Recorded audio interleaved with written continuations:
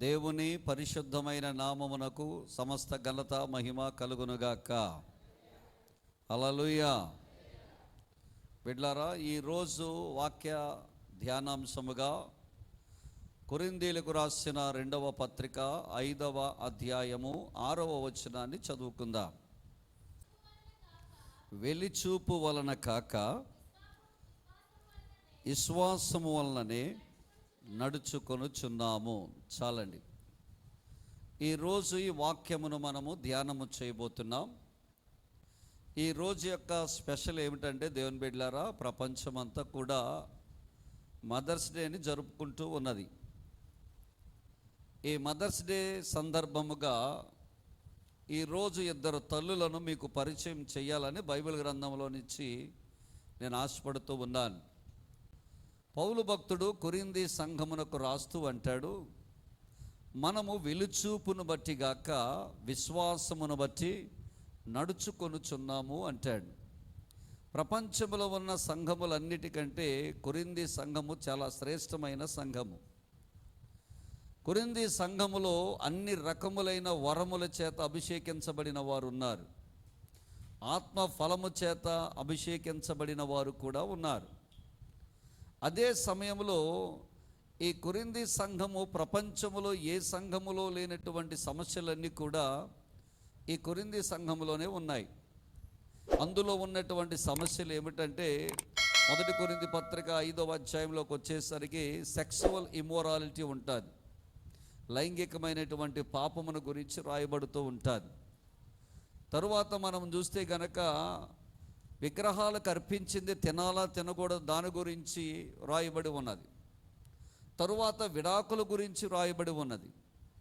విశ్వాసులకు గొడవ వస్తే మీరు అన్యుల దగ్గరికి వెళుతున్నారన్న సంగతి గురించి కూడా అక్కడ పౌలు భక్తుడు ఆ సమస్య గురించి మాట్లాడుతున్నట్లుగా మనం చూస్తాం.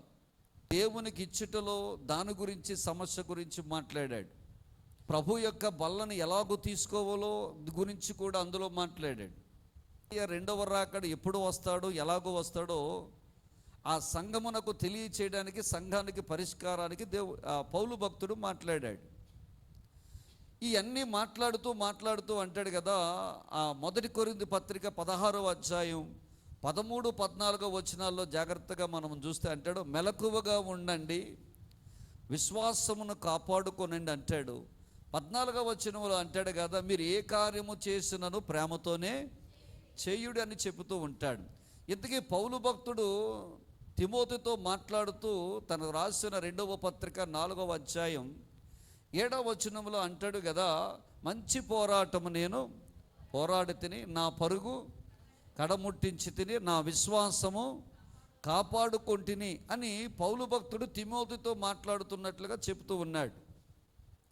బిడ్డలారా, క్రైస్తవ జీవితంలో చాలా ప్రాముఖ్యమైనది ఏంటంటే విశ్వాసం.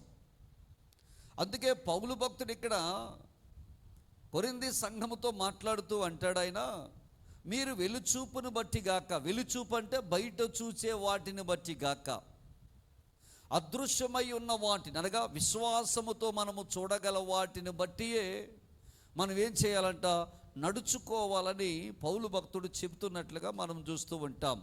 క్రైస్తవ జీవితం దేనితో ప్రారంభించబడుతుందంటే బిడ్డలారా, విశ్వాసముతోనే ప్రారంభించబడుతుంది. ఎఫెసీ రాసిన పత్రిక 2వ అధ్యాయము 8వ వచనంలో కనుక మనం చూస్తే, మీరు కృప ద్వారా విశ్వాసము ద్వారానే రక్షించబడ్డారు, వరమే కానీ అది మీ వలన కలిగినది కాదు అని అక్కడ పౌలు భక్తుడు చెప్తున్నట్లుగా మనం చూస్తూ ఉంటాం. క్రైస్తవ జీవితము విశ్వాసముతో ప్రారంభించబడుతుంది. రెండవదిగా మన విశ్వాస జీవితము అంటే మన క్రైస్తవ జీవితము విశ్వాసముతోనే కొనసాగించబడుతుంది. ఇందాక మనం సాక్ష్యమైన రీతిగా మనం దేని చేత నడిపించబడాలి అంటే విశ్వాసము చేతనే నడిపించబడాలి. అదే కదా హెబ్రీ రాసిన పత్రిక 12వ అధ్యాయం 1-2 వచనాల్లో చూస్తే కనుక పౌలు అంటాడు కదా, విశ్వాసమునకు కర్తను దాను కొనసాగించువాడునైనా యేసు వైపు చూచుచు ఓపికతో మనము ముందుకు పరిగెత్తుదామంటాడు. అంటే క్రైస్తవ జీవితం అనేది విశ్వాసము ద్వారా ప్రారంభించబడింది. క్రైస్తవ జీవితం అనేది విశ్వాసము ద్వారానే కొనసాగించబడుతుంది. క్రైస్తవ జీవితం అనేది దేవుని బిడ్డలారా విశ్వాసము ద్వారానే ముగించబడుతుంది. అందుకే పౌలు భక్తుడు అంటాడు, వెలిచూపు వలన కాక దేని ద్వారా మనం నడుచుకోవాలంట? విశ్వాసం వలన నడుచుకోవాలట. బిడ్డలారా, వెలుచూపు వల్ల నడుచుకున్న ఒక కుటుంబాన్ని, విశ్వాసము ద్వారా నడుచుకున్నటువంటి మరొక కుటుంబాన్ని, వెలుచూపు వల్ల నడిపించిన కుటుంబాన్ని నడిపించినటువంటి తల్లిని గురించి, విశ్వాసము ద్వారా కుటుంబమును నడిపించిన తల్లిని గురించి, ఈ ఇద్దరు తల్లుల గురించి ఈ మధ్యాహ్న కాల సమయంలో మీతో పంచుకోవాలని నేను ఆశపడుతున్నాను. బిడ్డలారా, ఈ రెండు కుటుంబాల గురించి కూడా యేసయ్య తన రాకడ ముందు జరిగే సంభవాల గురించి వివరిస్తూ లూకా శుభవార్త 17వ అధ్యాయం 26 నుంచి 29 వచనాల్లో ఈ రెండు కుటుంబాల గురించి వివరించాడు. అందులో విశ్వాసము ద్వారా నడిపించబడిన కుటుంబం ఏదంటే నోవాహు కుటుంబం. వెళ్లి చూపు వల్ల నడిపించబడిన కుటుంబం ఏదంటే లోతు కుటుంబం. ఈ రెండు కుటుంబాలని ఈరోజు మీకు నేను పరిచయం చేయాలని ఆశపడుతూ ఉన్నాను. జాగ్రత్తగా ఆలకించండి. మొట్టమొదటిగా విశ్వాసము ద్వారా నడుచుకున్నటువంటి కుటుంబాన్ని నేను మీకు పరిచయం చేస్తాను. ఆ విశ్వాసం ద్వారా నడుచుకున్న కుటుంబము పేరేం పేరంటే నోవాహు కుటుంబం. దయచేసి తీయండి, ఆదికాండము 6వ అధ్యాయం మనలోనికి వెళితే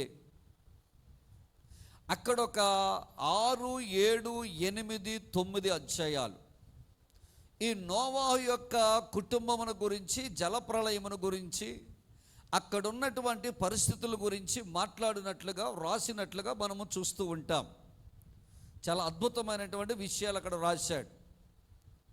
ఈ యొక్క నోవాహు, ఆదాము మొదలుకొని నోవాహు వరకు చూస్తే గనక ఆయా తరములలో ఉన్న నీతిమంతుల జాబితాలో జాగ్రత్తగా గమనిస్తే ఆదాము తర్వాత షేతు అన్నాడు, షేతు తర్వాత ఏనోషు అన్నాడు, ఏనోషు తర్వాత అలాగూ చెప్పుకుంటూ వస్తూ అందులో చాలామంది నీతిమంతులు ఉన్నారు. అలా ఎర్రదు ఉన్నాడు, మహలీలు ఉన్నాడు, లెమెకు ఉన్నాడు, మెతూషల ఉన్నాడు. తర్వాత ఈ 10వ తరము వాడిగా నోవాహును మనము చూస్తాం. అంటే ఆదాము మొదలుకొని నోవాహు వరకు మనము చూస్తే కనుక నోవాహు 10వ తరము వాడు. ఈ 10వ తరము వాడైన నోవాహుకు దేవుడు ఒక గొప్ప పనిని అప్పగించాడు. నోవాహు అనే మాటకు అందులోనే చెప్పబడింది. ఏంటి ఆ మాట అంటే, వీళ్ళందరికీ ఈయన నెమ్మది కలుగజేస్తాడు కాబట్టి అతనికి ఏమని పేరు పెట్టారట? నోవాహు అని పేరు పెట్టారు.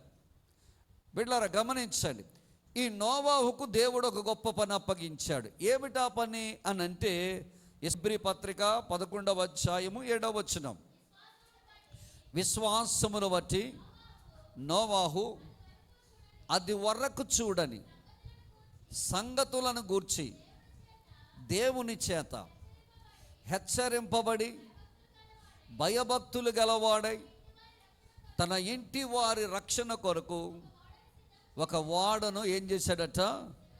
సిద్ధము చేశాను. దేవునికి స్తోత్రం కలుగునుగాక. చెబుదామండి ఒకసారి, దేవునికి స్తోత్రం చెబుదాం. దేవుడు నోవాహుకు అప్పగించిన పని ఏమిటంటే, లోక రక్షణార్థమై, తన ఇంటి రక్షణార్థమై ఒక ఓడను సిద్ధము చేయమని దేవుడు చెప్పాడు. ఇది నోవాహుకు దేవుడు అప్పగించిన పని. బిడ్డలారా, ఆ యొక్క హెచ్చరికను నోవాహు స్వీకరించి, ఆ పనిని నోవాహు స్వీకరించి తన గ్రామములోనికి వచ్చి అతను ఓడ కట్టడం ప్రారంభించాడు. జాగ్రత్తగా గమనించండి, ప్రతి పురుషుని యొక్క విజయం వెనకాల ఒక స్త్రీ ఉంటుందని మనం చాలా సందర్భాల్లో వింటున్నాం. ప్రతి పురుషుడి యొక్క అపజయం వెనకాల, పాడైపోవడం వెనకాల కూడా ఒక స్త్రీ ఉంటుందని కూడా చాలామంది అంటారు. అనగా ఒక పురుషుడు బాగుపడాలన్నా, ఒక పురుషుడు వృద్ధిలోకి రావాలన్నా, ఒక పురుషుడు పతనమైపోవడానికి కారణము కూడా స్త్రీ అని పెద్దలు చెప్పడం మనం వింటూ ఉంటాం. అలాగే నోవాహు దేవుడు వాడకట్టమని ఒక పని అప్పగించాడు. ఇప్పుడు నోవాహు కుటుంబం గురించి చూద్దాం. నోవాహుకు భార్య ఉంది. ఈ నోవాహుకు భార్యకి వాళ్ళిద్దరికి కలిపి 3 పిల్లలను దేవుడు అనుగ్రహించాడు. నోవాహు ఎలాగైతే విశ్వాసము కలిగి ఓడను కట్టడం ప్రారంభించాడో, నోవాహు భార్య, ఆమె పేరేమో రాయబడలేదు మనకి బైబిల్ గ్రంథంలో, కానీ ఈ రోజున నోవాహు భార్య గురించి మనం ఖచ్చితంగా తెలుసుకోవాలి. నోవాహు భార్య తన ఇంటిని కట్టుకోవడం ప్రారంభించిందంట. ఆమెలో కొన్ని గుణలక్షణాలు ఉన్నాయి. మంచి గుణలక్షణాలు ఈరోజు నేను మీతో వివరిస్తాను, జాగ్రత్తగా ఆలకించండి. నోవాహు భార్య పేరు ఏమిటో మనకు తెలియదు, కానీ నోవాహు భార్యకు ఉన్నటువంటి మొట్టమొదటి లక్షణం ఏమిటంటే, విశ్వాసము కలిగి నోవాహు ఎలాగైతే ఓడను నిర్మించడానికి ఉపక్రమించాడో, ఈ యొక్క నోవాహు భార్య కూడా విశ్వాసము కలిగి తను కాపురము చేయడం ప్రారంభించిందంట.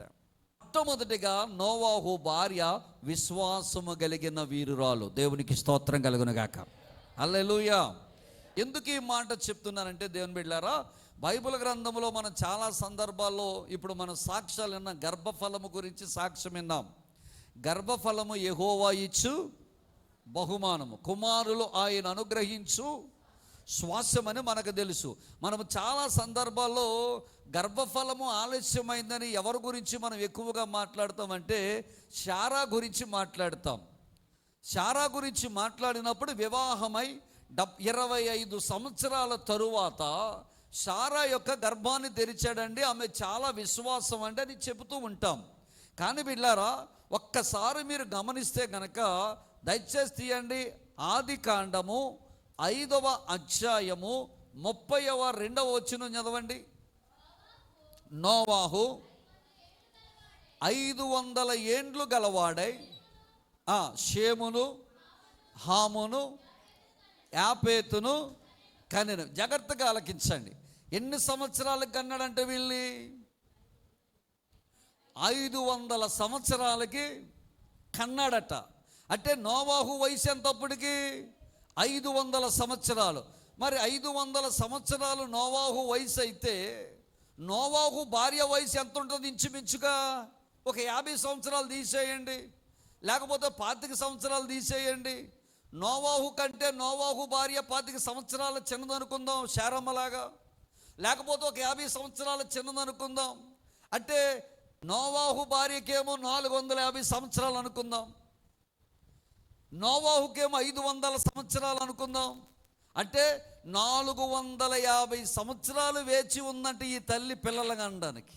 25 సంవత్సరాలకే మనం కంగారు పడిపోతున్నాం ఎవరు? శారమ్మ విషయంలో. మీరు అనొచ్చు, ఒక మాట నాతో చెప్పొచ్చు, పాస్టర్ గారు ఆ దినాల్లో అంతేనండి, అప్పుడెప్పుడో కనేవారండి, 100 సంవత్సరాల తర్వాత కనేవారండి, ఇది పెద్ద విడ్డూరం ఏముందండి అని మీరు అనొచ్చు. ఇప్పుడు 5వ అధ్యాయం తీయండి. 5వ అధ్యాయం మీరు చదవండి ఒకసారి. ఆది కాండం 5వ అధ్యాయం రండి. అందులో కొన్ని విషయాలు నేను మీకు చెప్తాను.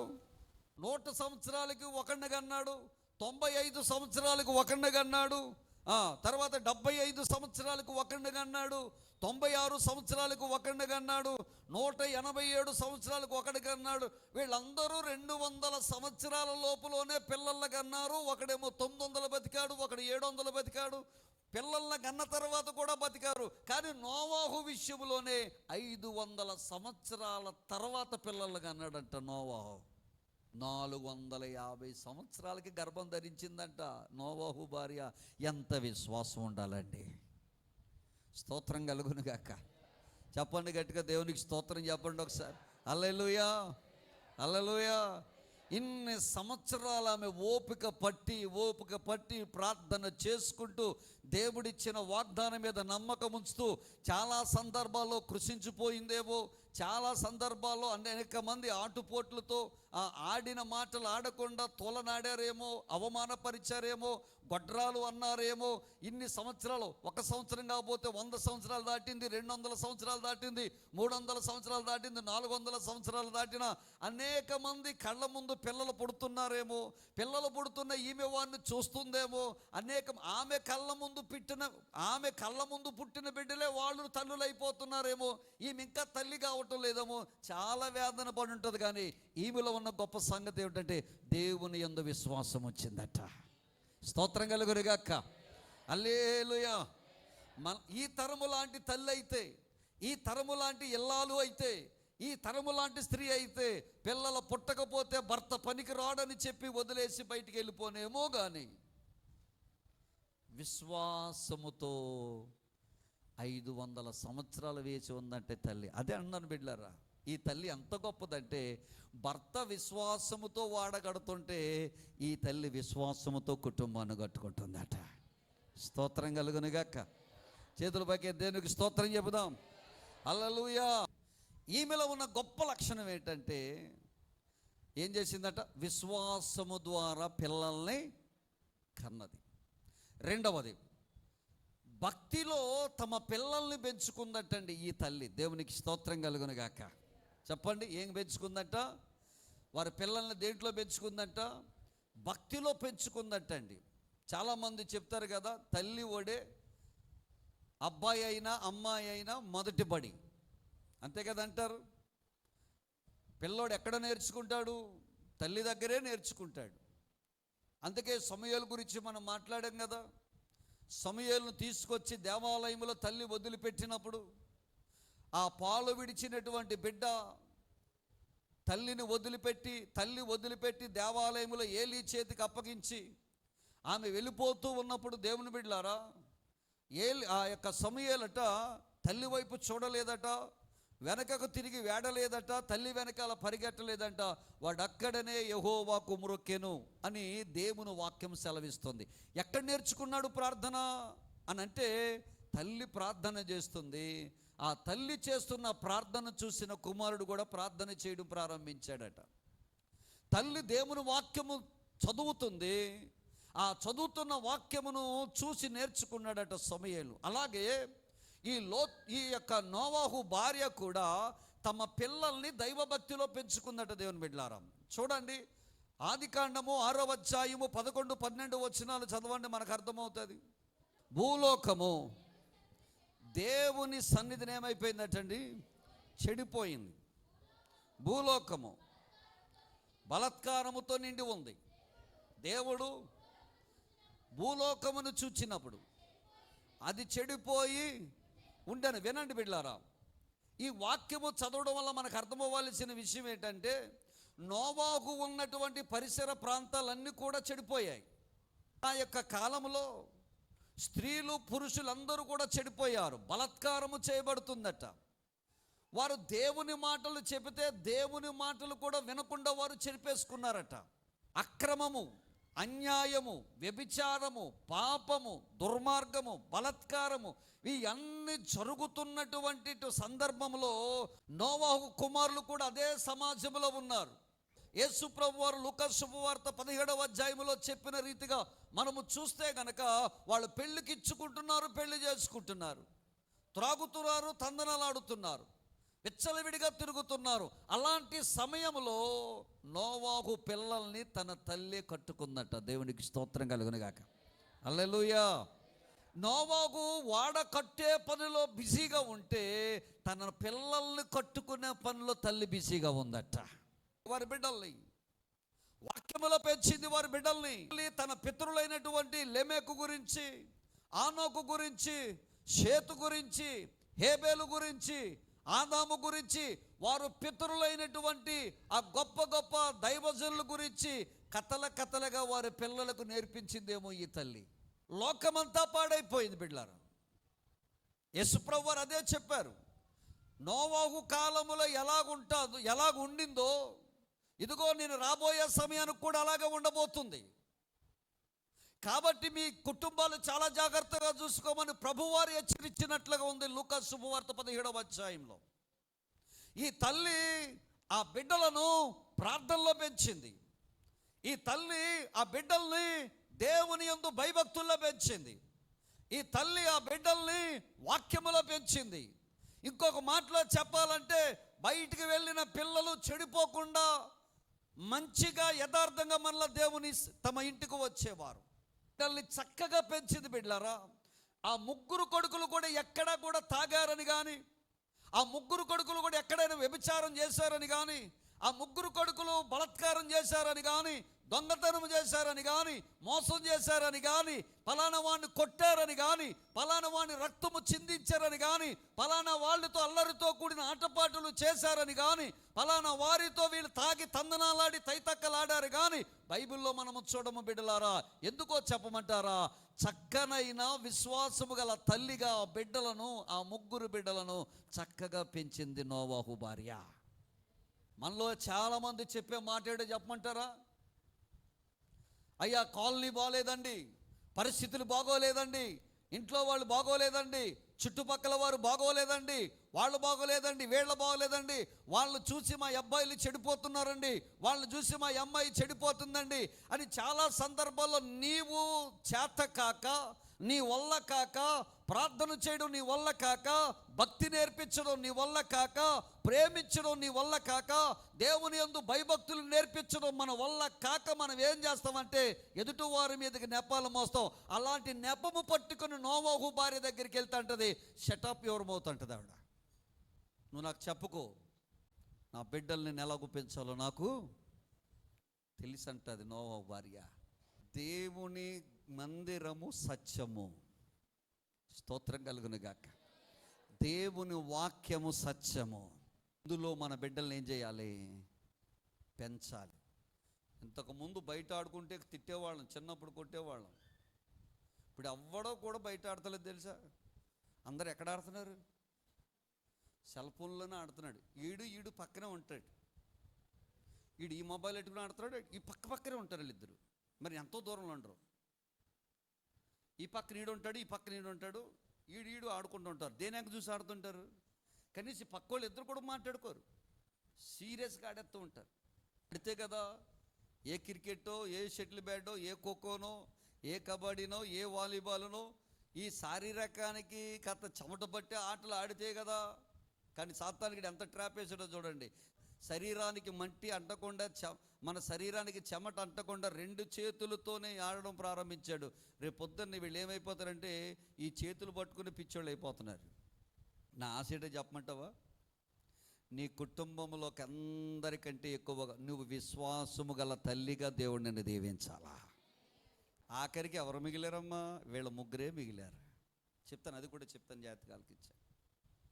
నోవాహు భార్య విశ్వాసముతో పిల్లల్ని కంది. 2, నోవాహు భార్య విశ్వాసముతో దేవుని యందు భయభక్తుల్లో పిల్లల్ని ఏం చేసిందంట? పెంచింది. వీళ్ళని పెంచింది, పెద్ద చేసింది. వివాహానికి సమయం వచ్చింది. వివాహానికి వయసు వచ్చిన తరువాత ఈ నోవాహు భార్య చేసిన 3వ పని ఏంటో చెప్పమంటారా? విశ్వాసము ద్వారానే ఖచ్చితంగా కోడల్ని ఎంచుకుందట. దేవునికి స్తోత్రం. కాంప్రమైజ్ అవ్వలేదు. లోకంతో ఏమాత్రం కాంప్రమైజ్ అవ్వలా. లోకంతో పర్వాలేదులే, చేసేసుకున్న తర్వాత మళ్ళీ ఇంకొకలాగా బతుకుతాములే అన్నటువంటి కాన్సెప్ట్ నోవాహు భార్య తీసుకురాలా. పెళ్లి చూపులకు వెళ్ళిందంట. పెళ్లి చూపులకు వెళ్ళిన తర్వాత మరి మాట్లాడుకుంటాం కదా, సాధారణంగా పెళ్లి చూపులు చూస్తుంటాం కదా. ఈ పెళ్లి చూపులు చూసేటప్పుడు మరి అబ్బాయి వాడు ముందు ఎవరు వెళ్తారు ఇంటికి? అబ్బాయి ఇంటికి అమ్మాయి వాళ్ళు వెళ్తారా? అమ్మాయిని చూడడానికి అబ్బాయి వాళ్ళు వస్తారా? నోవాహు భార్య పెళ్లి చూపులకి వెళ్ళారు. పెద్ద కొడుక్కి వాళ్ళు వెళ్ళారు, ఇంట్లోకి వెళ్ళారు. వాళ్ళ అమ్మాయి వాళ్ళు అందరి దగ్గర మాట్లాడుతున్నారు, కూర్చున్నారు. అమ్మాయిని చూపించారు, అమ్మాయిని తీసుకొచ్చారు. సడన్ అని పైకి లేచింది అత్తగారు. అత్తగారు అంటే ఎవరు? నోవాహు భార్య పైకి లేచింది. ఏమంటే నేను ఒక్కసారి మా కోడలతో మాట్లాడాలంది. ఎస్, పర్మిషన్ ఇచ్చారు. కోడలు లోపల తీసుకెళ్ళింది. లోపల తీసుకెళ్ళిన తర్వాత కోడలతో మాట్లాడుతుంది. ఎవరు? మీరు స్టోరీలో ఉండాలి. ఎవరు చెప్పాలండి? ఏమని మాట్లాడిందో చెప్పనా? అమ్మాయి, నువ్వు నా ఇంటికి కోడలుగా పోతున్నావు. ఇదిగో నీకు ఒక విషయం నేను చెప్పాలి. ఏమిటో చెప్పమంటావా? దేవుడు మీ మామయ్య గారికి ఒక మంచి పని అప్పగించాడు. ఏమిటా పని అంటే, ఇదిగో రాబోయే కాలంలో భయంకరమైన వర్షం రాబోతుందంట, జలప్రళయం రాబోతుందంట, భూమినంతా కూడా దేవుడు నాశనం చేయబోతున్నాడట. ఇదిగో మీ మావయ్య గారితో కలిసి నేను మీ యొక్క కాబోయే భర్త మేమిద్దరం కలిసి మీ మావయ్య గారికి మేము సహకారం చేస్తున్నాం. నీవు కనుక ఇంటికి వచ్చిన తర్వాత నేనేంటి, వాడేంటి, కర్రేంటి, చెక్కేటి అన్నావంటే మర్యాదగా ఉండదు. ఒకవేళ నీకు ఇష్టమైతే ఇప్పుడే చెప్పు, నీవు కూడా మాతో కలిసి వాడ కట్టుటలో, ప్రార్థించుటలో, సహకరించుటలో నువ్వు ఒప్పుకుంటే కనుక నువ్వు నా కోడలు అవుతావని అన్నదట. కట్నం ఇచ్చే కోడలు రావాలని కోరుకుంటారు, అందంగా ఉండే కోడలు రావాలని కోరుకుంటారు, టాలెంట్ ఉండే కోడలు రావాలని కోరుకుంటారు, కానీ నోవాహు భార్య మాత్రం డిఫరెంట్గా ఉంది ఇక్కడ. మరి ఈ లోకంలో బతుకుతున్నారు కదా వీళ్ళు. ఎక్కడ బతుకుతున్నారండి వీళ్ళు? లోకంలో బతుకుతున్నారు కదా. ఇప్పుడు వరకు వర్షం రాలేదే, వర్షం ఎలా ఉంటుందో మాకు తెలియదే. మా అత్తగారేంటి ఇలా మాట్లాడుతుంది, నిజమేనంటావా? లేకపోతే మమ్మల్ని ఏమైనా మభ్య పెడతాక చెప్తుందంటావా?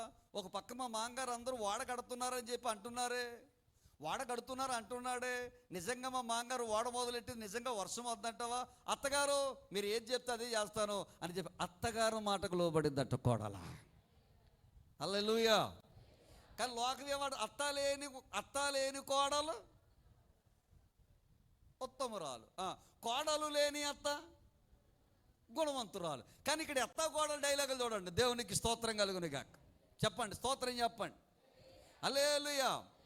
అత్తగారు కోడలకు చెప్పింది, కోడలు అందే అత్త నువ్వు చెప్పినట్లే నేను చేస్తాను అన్నట్టుగా పెద్ద కొడుకును వివాహం చేసుకోవడానికి పెద్ద కోడలు వచ్చిందంట.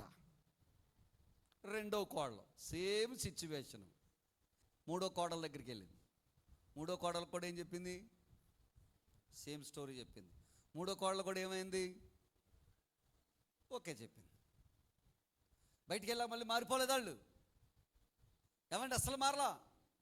ముగ్గురు కోడలు ఇంట్లోకి వచ్చారు. 3 కొప్పులు ఒక ఇంట్లో ఉంటే తిన్నంగా ఉంటాయా? ఇంకో మాట చెప్తున్నారు, అందరూ బాగుంటారు కానీ తోటి కోడల్లో బాగుంటారా? ఈ తోటకాళ్ళు అంటే ఈ తోటకాళ్ళు పడదు, ఈడు తోటకాళ్ళు అంటే ఈ తోటకాళ్ళు పడదు. ముగ్గురు తోటకాళ్ళు నేను గొప్ప అంటే నేను గొప్ప, నేను గొప్ప అంటే నేను గొప్ప, నేను అందంగా ఉన్నానంటే నేను అందంగా ఉన్నాను, నేను అందంగా ఉంటాను, నేను అందంగా ఉన్నాను. కొట్టుకు చచ్చిపోతారు. 3 కొప్పులు ఒక చోట ఉంటే వాళ్ళు కొట్టుకు చచ్చిపోతారు. కానీ నోవాహు కోడళ్ళు ఒకే చోట ఉన్నారు, కలిసి పనిచేశారట బిడ్డలారా. ఎందుకు ఎవరి సెలక్షన్ గొప్పది?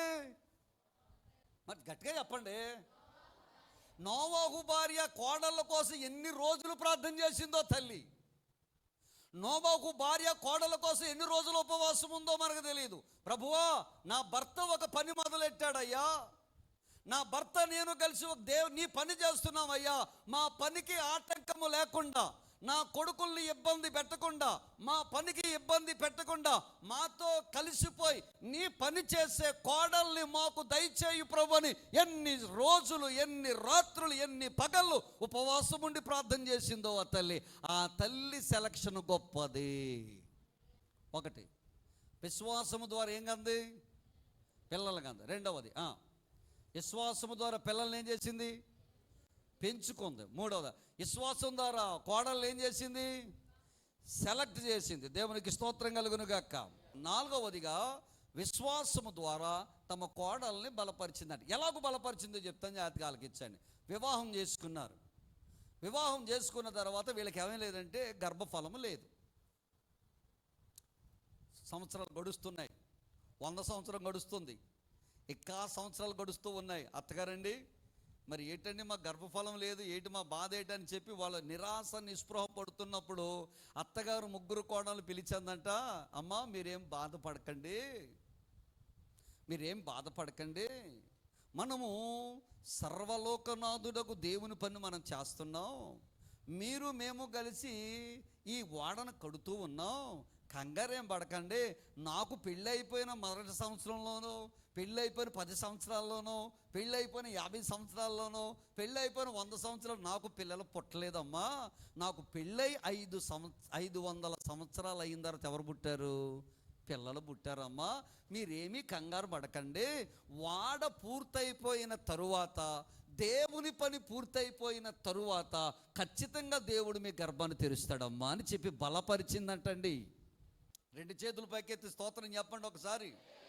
హల్లెలూయా. ఇలాంటి అత్తగారులు ఎంతమంది ఉన్నారండి? అయ్యా నా జీవితంలో ఈ కార్యం యేసయ్య చేశాడమ్మా, నా జీవితంలో ఈ మేలు చేశాడమ్మా. బాధపడకు తల్లి, ఈ జీవితంలో ఏ మేలైతే చేశాడో, ఏ సాక్ష్యమైతే నీకు ఇచ్చాడో, ఆ సాక్ష్యాన్ని బట్టి నీ ఇంట్లో వాళ్ళని, నీ సొంత వాళ్ళని, నీ బిడ్డల్ని, నీ అక్క చెల్లెల్ని, నీ అన్నదమ్ముల్ని, నీ అత్తమామల్ని, నీకు కలిగి ఉన్నటువంటి రక్త సంబంధికుల్ని, నీకు ఇచ్చిన సాక్ష్యమును బట్టి నీవు వారిని ఏం చేయాలంటే బలపరచాలి. ఖచ్చితంగా నా దేవుడి జీవితంలో చేశాడు, మా కుటుంబంలో ఈ మేలు చేశాడు, నా కుటుంబంలో ఈ అద్భుతం చేశాడు. అమ్మా నాకు చేసిన దేవుడు నీకు చేస్తాడమ్మా. నన్ను జ్ఞాపకం చేసుకున్న దేవుడు నిన్ను జ్ఞాపకం చేసుకుంటాడమ్మా. నన్ను మర్చిపోని దేవుడు నిన్ను మర్చిపోవడమ్మా. నన్ను లేవనెత్తిన దేవుడు నిన్ను లేవనెత్తుతాడమ్మా. నాకు సహాయం చేసిన దేవుడు నీకు సహాయం చేస్తాడమ్మా అని చెప్పి నువ్వు ఎన్ని మార్లు నీ సాక్ష్యమును బట్టి ఎదుటి వారికి నువ్వు ఎన్నిసార్లు బలపరిచావు దేవుని బిడ్డ. నోవాహు భార్య విశ్వాసము చేత తమ కోడళ్ళను ఏం చేసిందంట? బలపరిచింది. ఆ చెప్పావులే అత్తగారు అని అంటకు లేదు. ఎందుకంటే కళ్ళ ముందే వాళ్ళు భర్తలు సాక్ష్యంగా దేవుడు నిలబెట్టాడు. హల్లెలూయా, హల్లెలూయా. నీ పట్ల దేవుడు మేలు చేసిన మేలు నీ ఎదుట నిలబడినప్పుడు, నీ శరీరంలో నిలబెట్టినప్పుడు, నీ ఇంటిలో నిలబెట్టినప్పుడు, నీ ఉద్యోగంలో నిలబెట్టినప్పుడు, నీ పనిలో నిలబెట్టినప్పుడు, నీ వ్యాపారంలో నిలబెట్టినప్పుడు, నీవు ఎదుటి వారికి నీ సాక్ష్యమును చెప్పి వారి కష్టములో, వారి బాధలో, వారి ఇబ్బందిలో, వారి ఇరుకులో ఖచ్చితంగా నువ్వేమి చేయాలంటే నీ సాక్ష్యం చెప్పి వాళ్ళని బలపరచాలా. అలా బలపరిస్తే నిన్ను దేవుడు ఆశీర్వదిస్తాడా. దేవునికి మహిమ కలుగును గాక. హల్లెలూయా. ఎప్పుడైనా చెప్పావా సాక్ష్యం? ఎప్పుడు చెప్పినా వ్యతిరేకంగానే మాట్లాడుతావు. ఎప్పుడు చెప్పినా యేసయ్య కోసం వ్యతిరేకంగానే మాట్లాడుతావు. ఎప్పుడు చెప్పినా సంఘం కోసం వ్యతిరేకంగానే మాట్లాడుతావు. ఎప్పుడు చెప్పినా సేవకుని కొరకు వ్యతిరేకంగానే మాట్లాడుతావు. ఎప్పుడు చెప్పినా తోటివారి గురించి వ్యతిరేకంగానే మాట్లాడుతావు. ఎప్పుడు చెప్పినటువంటి యేసయ్య చేయలేదని వ్యతిరేకంగానే మాట్లాడుతావు. ఎన్నో అద్భుతాలు నీ జీవితంలో చేస్తే ఆ అద్భుతాలు చెప్పి ఎవరినైనా వారు నువ్వు బలపరిచి దేవుని మందిరానికి కానీ, విశ్వాసములోనికి కానీ, రక్షణలోనికి కానీ నేను నడిపించగలిగామా? నోవాహు భార్య విశ్వాసముతో తమ కోడళ్ళని ఏం చేసిందట? చెప్పండి, చటిగట్టిగా చెప్పాలి. ఎన్ని చెప్పాను ఇప్పటికి నేను?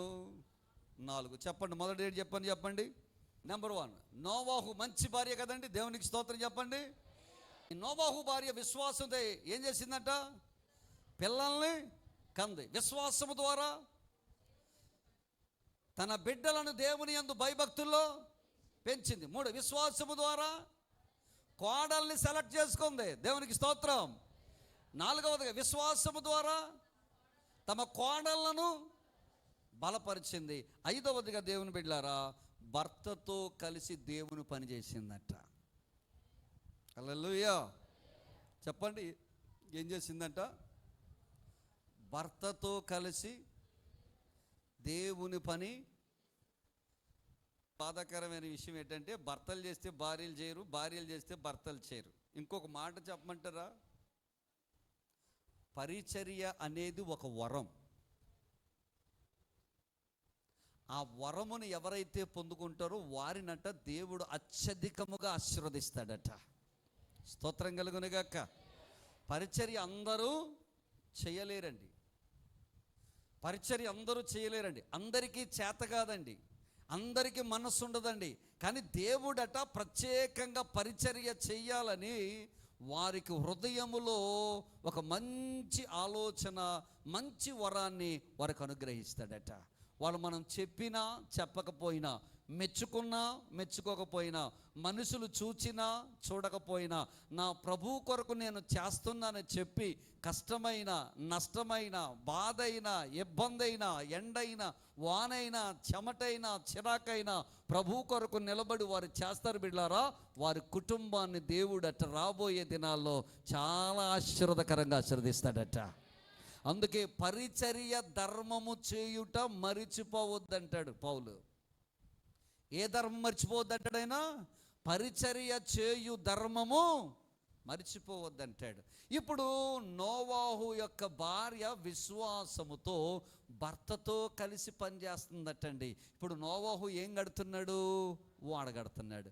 ఏమయ్యా, ఊళ్ళో వాళ్ళందరూ ఎగతాళి చేస్తున్నారు కదా, ఊళ్ళో వాళ్ళందరూ బాధ పెడుతున్నారు కదా, దగ్గరికి వచ్చి నిన్ను చూసి నన్ను చూసి కుటుంబాన్ని చూసి నవ్వుతున్నారు కదా, ఈ ఓడ కట్టడం మనకు అవసరం అంటావా?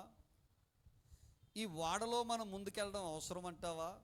దేవుడు ఏదో మాట్లాడాలని అంటున్నావు, దేవుడు ఏదో చెప్పాడు అంటున్నావు, నువ్వు విశ్వాసం ఉంచాను అంటున్నావు, నీ పట్ల నేను చేసుకున్న పాపానికి నేను కూడా విశ్వాసం ఉంచాను. తీరా చూస్తే సంవత్సరాలు గడిచిపోతున్నాయి, వర్షం లేదు, మేఘం లేదు, భూమి నుండి ఆవిరి పైకి లేచి నేలంతా తడిపేస్తుంది కదా అని ఎప్పుడూ కూడా అవిశ్వాస సంబంధమైన ఒక్క మాట కూడా నోవాహుతో మాట్లాడలేదట. ఏమయ్యా, ఎప్పుడు చూసిన వాడపడిన భార్య అని, పిల్లలని, కోడళ్ళని, ఇక నీకు ఏమీ లేదా? ఎప్పుడు చూసిన మమ్మల్ని పని చేయమని చంపేస్తావా? ఎప్పుడు చూసిన ఇదే పని, మాకు మా జీవితానికి యాపీ స్ట్రీట్ లేదా, గ్లో గార్డెన్ లేదా, కంబాల్ చెరువు లేదా, మమ్మల్ని అలా తీసుకెళ్లాలన్న బుద్ధి జ్ఞానం నీకేమీ లేదా అని ఎప్పుడు నోవాహు ఏం చేస్తున్నాడు చెప్పండి? వాడ కడుతున్నాడు. ఆయనతో కలిసి శివుడు కూడా ఏం కడుతుందంట. ఒకరోజు నోవాహు అన్నట్టు, రండి రా మన 8 మంది వెళ్ళిపోయి సువార్త ప్రకటిద్దామన్నాడట. నోవాహు భార్య, నోవాహు 3 కొడుకులు, నోవాహు 3 కోడళ్ళు. ఈ 8 మంది బయటికి వెళ్ళి దేవుని సువార్త ప్రకటిస్తున్నారట. ఇదిగో ఏట వాళ్ళ సువార్త, ఇదిగో వాడ కట్టబడుతుంది, దేవుడు ఈ భూమిని అంతటిని కూడా జలప్రలయంతో నాశనం చేయబోతున్నాడు, ఈ భూమి అంతా కూడా పాడు చేయబోతున్నాడు. దయచేసి అయ్యలారా, అమ్మలారా, దయచేసి మీరందరూ కూడా వాడలోనికి రండి. వాడలోనికి వస్తేనే మీరు ఏం చేయబడతారంటే రక్షించబడతారు. వాడలోనికి వస్తేనే మీరు క్షేమంగా ఉంటారని మొత్తం 8 మంది బయటికి వెళ్ళి దేవుని సువార్త ప్రకటించారట. చూడండి, 2వ పేతురు పత్రిక తీయండి ఒకసారి. పేతురు రాసిన 2వ పత్రిక 2వ అధ్యాయము 5వ వచనం. పేతురు రాసిన 2వ పత్రిక 2వ అధ్యాయము 5వ వచనం. మరియు ఆయన పూర్వకాలమందున లోకమును విడిచిపెట్టక జలప్రలయమును రప్పించినప్పుడు నీతిని ప్రకటించిన నోవాహును మరి 7 అంటే 7 కూడా ఏం ప్రకటించారు?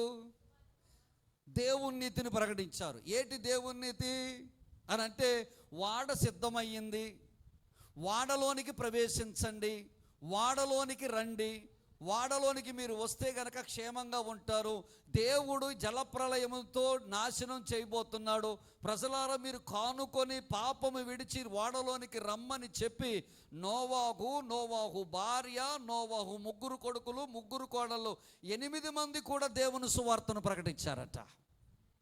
వాడ కట్టడం, సువార్త ప్రకటించడం నోవాహు పని అని అనుకోలేదు భార్య. వాడ కట్టడంలో సహకరించింది, సువార్త చెప్పటంలో, దేవుని వాక్యము చెప్పటంలో కూడా ఈ తల్లి ఏం చేసిందంట? సహకరించింది. 6వది బిడ్డలారా, ఎన్ని చెప్పుకున్నప్పుడు మనం 5 చెప్పాం. 1, విశ్వాసము ద్వారా పిల్లలను కంది. 2వది విశ్వాసము ద్వారా పిల్లలను దేవుని భయభక్తుల్లో పెంచింది. 3వది విశ్వాసము ద్వారా కోడలను సెలెక్ట్ చేసింది. విశ్వాసము ద్వారా తమ కోడళ్లను బలపరిచింది. విశ్వాసము ద్వారా తన భర్తతో కలిసి దేవుని పని చేసింది. విశ్వాసము ద్వారా వాడలోనికి, విశ్వాసం అనేది ఎవరికి వారిదేనండి బిడ్లరా. యెహెజ్కేలు గ్రంథము 14వ అధ్యాయం 14వ వచనం తీయండి. యెహెజ్కేలు గ్రంథము 14వ అధ్యాయము 14వ వచనం.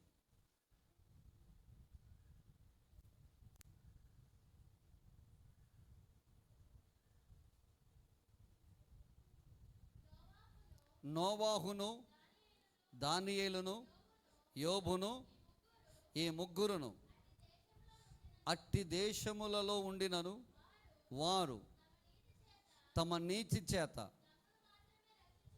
తమను మాత్రమే రక్షించుకొందురు గాని ఇదే ప్రభువగు. అక్కడ ఏమని చెప్తున్నాడు? యెహెజ్కేలు ఏమని చెప్తున్నారంటే, దేవుని బిడ్డలారా, అలాంటి దేశములో ఎవరు ఉండినను, నోవాహు ఉండినా, యోబు ఉండినా, ఇంకెవరు, దానియేలు ఉండినా, ఎవరి విశ్వాసము ద్వారా వాళ్ళే రక్షించబడతారు. కాబట్టి నా విశ్వాసం ద్వారా నువ్వు రక్షించబడు. ఎవరి రక్షణ వారిదే, ఎవరి విశ్వాసము వారిదే. ఇప్పుడు నోవహు భార్య తనలో ఉన్న విశ్వాసాన్ని బట్టి లోకాన్ని విడిచి, చుట్టాలని వదిలి, బంధువులను వదిలి, వీళ్ళందరినీ వదిలి ఇప్పుడు ఆవిడ ఎక్కడికి వెళ్ళాలి? ఓడలోనికి వెళ్ళాలి. ఇప్పుడు ఈమెకి సరైన విశ్వాసం లేకపోతే దేవుడు వర్షం కురిపిస్తున్నాడు, దేవుడు ఈ జలప్రలయం రప్పించి నాశనం చేయబోతున్నాడు, దేవుడు చెప్పిన మాట సత్యమని నమ్మకపోతే, దేవుని మాట మీద విశ్వాసం ఉంచకపోతే, తన కట్టిన దాని మీద ఆమెకు విశ్వాసము లేకపోతే గనక ఆమె ఓడలోనికి ప్రవేశించి ఉండదు. ఇంకొక గొప్ప సంగతి ఏంటి చెప్పమంటారా? ఆమె విశ్వాసముతో పాటుగా కొడుకులందరూ కూడా ఇందులో ప్రవేశించారట. కోడల్లో ఒక్కరిదైనా తిన్నమైంది లేకుండా నేను రావడం ఏంటి లోపలికి, నేను రాను, పని చేయమంటే చేశాను, సహకరించమంటే సహకరించాను, కర్ర అందించమంటే అందించాను, భోజనం వండమంటే వండాను, వాళ్ళలోకి నేను రాను, మా అమ్మ ఎక్కడే ఉంది, మా అన్నయ్య ఎక్కడ ఉన్నాడు, మా మేనమామ ఎక్కడే ఉన్నాడు, మా బావ ఎక్కడ ఉన్నాడు, మా బామ్మర్ది ఎక్కడే ఉన్నాడు, నా చెల్లి ఎక్కడ ఉంది, మా అప్ప ఎక్కడ ఉంది, నేను రాను అంటే ఏం చేస్తుంది? అత్తగారు ఏమైనా చేయగలరా? ఎవరైనా ఏమన్నా చేయగలరా? గుర్రాన్ని నీటి దాకా తీసుకెళ్ళం కానీ నీళ్లు తాగించగలమా? చెప్పండి. ఆవిడకి విశ్వాసం లేదండి. వాళ్ళలోకి రమ్మంటే వస్తుందా? రాదు. ఈమె విశ్వాసమును బట్టి ఇందులోకి ప్రవేశించిందట. దేవునికి స్తోత్రం కలుగునుగాక. హల్లెలూయా, హల్లెలూయా. ఇప్పుడు రక్షణ వేరు. అప్పుడు వాడంటే యేసయ్యే వాడ. ఆ వాడలోనికి వెళ్ళిన వారు రక్షించబడతారా? స్తోత్రం కలుగునుగాక. దేవునికి స్తోత్రం కలుగునుగాక. 7వ విషయం చెప్తాను. ఈ ప్రపంచానికి మొదటి తల్లి అవ్వ అయితే, రెండవ తల్లి నోవాహు భార్య. మీకు తెలుసా? మొదటి తల్లి ఎవరు? అవ్వ. జీవము గల ప్రతిదానికి తల్లి అని పిలువబడుతుంది. ఎవరు? అవ్వ. అవ్వ యొక్క సంతానము జలప్రళయంలో ప్రపంచమంతా ఏమైపోయింది? నాశనం అయిపోయింది. ప్రపంచమంతా ఒక పురుగు లేకుండా, వాడలో ఉన్నవారు తప్ప బయట ఉన్నవారు ఎవ్వరూ కూడా లేకుండా అందరూ మరణించారు. చతుష్పాద జంతువులు మరణించాయి, పక్షులు మరణించాయి, సమస్తమును మరణించాయి, మానవులు మరణించారు. దేవుని బిడ్డలారు, మానవులు ఎవరైనా మిగిలారు అంటే కనుక ఎవరు మిగిలారంటే వాడలో ఉన్నటువంటి ఆ 8 మంది తప్ప బయట ఎవరు మిగలలేదు. వాడలో ఉన్న 8 మంది తప్ప బయట ఎవ్వరూ కూడా మిగలలేరు. ఆ 8 మందిలో నుంచి బయటకు వచ్చినప్పుడు ఆ 8 మందికి ఆ 3 పిల్లలకు తల్లి ఎవరంటే నోవాహు భార్య. నోవాహు భార్యలో నుంచి వచ్చిన సంతానమే మనమందరము కూడా. స్తోత్రం కలుగునుగాక. విశ్వానికి మొదటి తల్లి అవ్వమ్మ అయితే, జలప్రళయం తరువాత మనకి రెండవ తల్లిగా దేవుడు అభిషేకించిన, ఆశీర్వదించిన, విశ్వాస వీరురాలుగా చేసినటువంటి తల్లి ఎవరంటే నోవాహు భార్య. తన ఇంటిని కట్టుకుంది, ఇంటిని కాపాడుకుంది, ఇంటిని రక్షించుకుంది, ప్రపంచానికే ఆశీర్వాదకరంగా దేవుడు మార్చేశాడా. హల్లెలూయా, హల్లెలూయా. బిడ్డలారా, మిమ్మును కూడా ఈ మదర్స్ డే సందర్భముగా నిన్ను కూడా విశ్వాస వీరురాలైన భార్యగా, ఒక తల్లిగా దేవుడు నిన్ను మార్చునుగాక. నీ బిడ్డలను పెంచుకునే విశ్వాస వీరురాలుగా దేవుడు నిన్ను మార్చునుగాక. నీ కోడళ్ళను ఎన్నిక చేసుకునేటువంటి ఒక మంచి తల్లిగా దేవుడు నిన్ను మార్చుకొనుగాక. శ్రమలో ఉన్న వారికి బలపరిచేటువంటి తల్లిగా దేవుడు నిన్ను వాడుకొనుగాక. నీవు దేవుని పని సేవకునితో, నీ ఇంటి వారితో కలిసి నువ్వు దేవుని పని చేయుదువుగాక. విశ్వాసము ద్వారా రక్షణ అనే వాడలోనికి ఆ రోజున ఎంతమంది అయితే ఉన్నారో అంతమంది రాలేదు బిడ్డలారా. ఆ రోజు నోవాహు ఓడ కడితే ఈ రోజు దేవుని సేవకుడు మందిరాన్ని కట్టాడా. స్తోత్రం కలుగునుగాక. ఆ రోజున 8 మంది తప్ప ప్రపంచంలో ఏ మానవుడు రాకుండా దూరం అయిపోయాడు.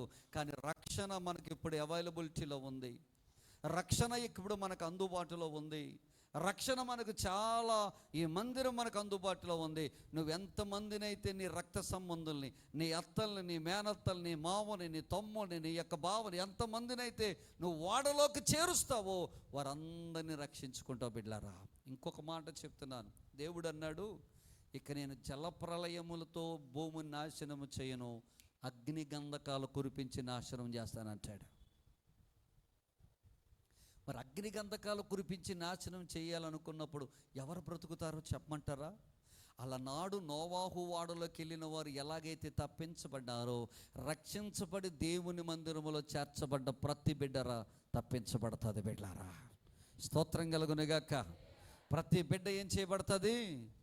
తప్పించబడుతుంది. కాబట్టి గుర్తుపెట్టుకోండి, నోవాహు భార్య విశ్వాస వీరురాలు. హల్లెలూయా. ఈ తల్లి మదర్స్ డే సందర్భంగా ఈవిడకు గట్టిగా చప్పట్లు కొడదాం ఒకసారి.